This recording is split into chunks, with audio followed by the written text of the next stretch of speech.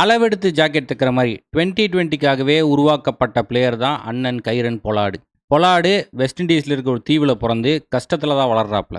அங்கே இருக்கிற லோக்கல் டீமுகளுக்கெல்லாம் விளையாண்டு படிப்படியாக முன்னேறி வெஸ்ட் இண்டீஸோட அண்டர் 90 டீம்லேயே விளாட்றாப்புல. வெஸ்ட் இண்டீஸ்காரங்களுக்கு தெரிஞ்சு போச்சு, பையன் சரியான டேலண்டடான ஃபில்லோவாட் இருக்குது, இவனை தூக்கி அப்படியே ஓடிஐ டீமில் போடுங்கடான்னு சொல்லிட்டு 2007 வேர்ல்டு கப் வெஸ்ட் இண்டீஸில் தான் நடக்குது. அதில் கைரன் பொலாடை தூக்கி போட்டாங்க. ஃபஸ்ட்டு மேட்ச் சவுத் ஆஃப்ரிக்கா கூட விளாட்றாப்புல.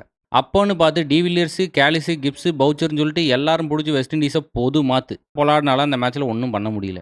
பின்வரும் காலங்களில் பொலாடு வெஸ்ட் இண்டீஸுக்கு கன்சிஸ்டண்ட்டாக விளையாடவே கிடையாது. தலைவன் என்ன பண்ணுறான், 2020 லீகில் அவங்க ஊரில் வச்சு ஒரு காட்டு, அப்படியே நேராக பிக் பேஷ் லீகில் போய் ஒரு காட்டு.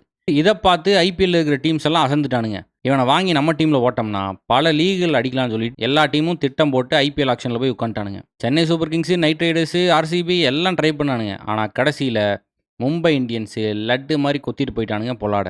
அப்போ தெரியாதுல்ல தலைவன் என்னென்ன வேலையெல்லாம் பண்ண போகிறான்னு. ஃபஸ்ட்டு 2 சீசனில் சில பல காட்டினாப்புல.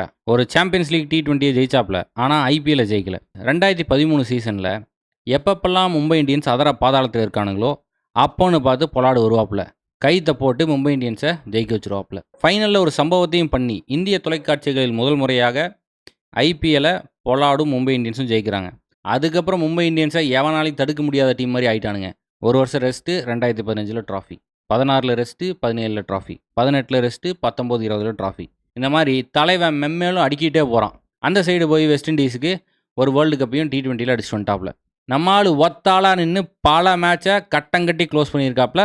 இக்கட்டான சூழ்நிலையெல்லாம் ஒன்றா பேட்டை தூக்கிட்டு தலைவன் வந்து ஸ்ட்ரைட்டில் சும்மா லைட்டாக பஞ்சு வைப்பான். அது நேராக 6 போகும். அதுவும் வெறி கொண்டு அடித்தான்னா ஸ்டேடியத்தை விட்டு பல பால் வெளியே போயிருக்கு. பந்து கையில் கிடச்சதுன்னா அப்பப்போ குரூஷியலான விக்கெட்டையும் எடுப்பாப்புல. ஃபீல்டிங்லேயும் சாதாரண ஆள் கிடையாது, போய் பவுண்டரி கிட்ட தலைவன் நின்றுவான்.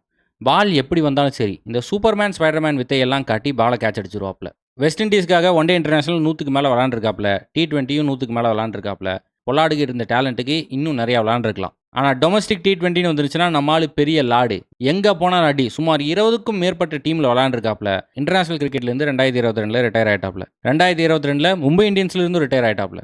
நம்மளுக்கு அப்போ மார்க்கெட் இருந்துச்சு, வேணும்னா வேறு டீமில் போய் விளாண்டுருக்கலாம். ஆனால் நம்மால் என்ன பண்ணிட்டாப்புல, விளையாண்டா மும்பை இந்தியன்ஸுக்கு தான், அவங்களுக்கு எகெயின்ஸ்டாலாம் விளாட முடியாதுன்னு சொல்லிட்டு தலைவன் பொட்டி பிடிக்கலாம் தூக்கிட்டு போய் பேட்டிங் கோச்சாக சேர்ந்துட்டான். அமெரிக்கா அபுதாபின்னு சொல்லிட்டு அதே மும்பை ஃப்ரான்ச்சைஸுக்கு விளாண்டு தான் இருக்காப்புல. ட்ராஃபீஸையும் ஜெயிச்சுட்டு தான் இருக்காப்புல. வரலாற்று ஓலைச்சூடியில் T20யோட காட்ஃபாதர்னு ஆல்ரெடி எழுதியாச்சு. தலைவன் வந்து 700 மேட்ச்க்கு மேலே விளையாண்டு 14,000 ரன்னுக்கு மேலே அடிச்சிட்டாப்புல.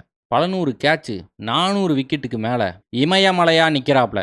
உலகத்தில் மற்ற ஊருக்காரங்க பொலாட மறக்கலாம், ஆனால் இந்தியாக்காரனுங்க என்றைக்குமே பொலாட மறக்க போகிறது கிடையாது.